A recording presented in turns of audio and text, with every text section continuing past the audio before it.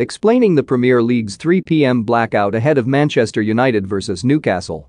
Cristiano Ronaldo has returned to Manchester United and is set to make his first appearance in 12 years when the team host Newcastle in the Premier League on Saturday in what will be a highly anticipated second debut at Old Trafford.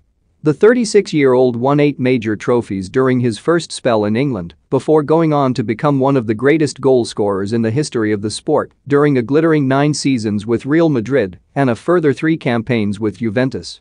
Ronaldo completed a sensational and dramatic return to United in the final days of the transfer window after he looked set to join rivals Manchester City and is now in line to make his first appearance of his second spell for the club against Newcastle this weekend.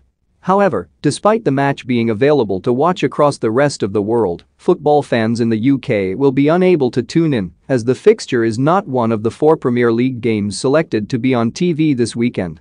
With the match already chosen for the Premier League's Saturday 3 p.m. slot, the match falls under the TV blackout, a strict regulation that has been imposed by the FA, which bans the transmission of live football on TV on a Saturday afternoon. Confused? Here's why it exists. Between 2:45 and 5:15 p.m. on a Saturday afternoon, TV channels are banned from airing live football in the UK. It is a decision made by the FA based on UEFA regulation that prohibits the transmission of live football over a given period on a Saturday or Sunday.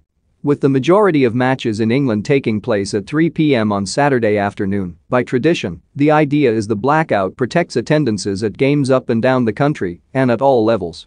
Fans might be less likely to make the trek down to support their local team and buy tickets at the turnstiles if the alternative is staying in to watch Premier League match live on TV.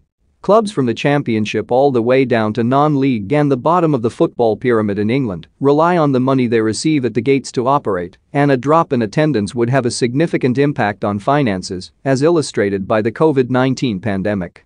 The blackout, in theory, protects those clubs by taking away that alternative option, and while illegal streaming is a thing, there is plenty of evidence to suggest that it is effective in maintaining attendances that remain vital to the clubs on a Saturday afternoon.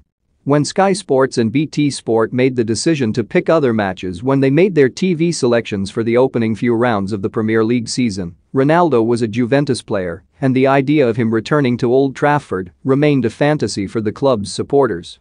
Of course, had Ronaldo been signed much earlier, his second debut for United would have been a prime option for the broadcasters, but at the time it was just a regular Premier League fixture.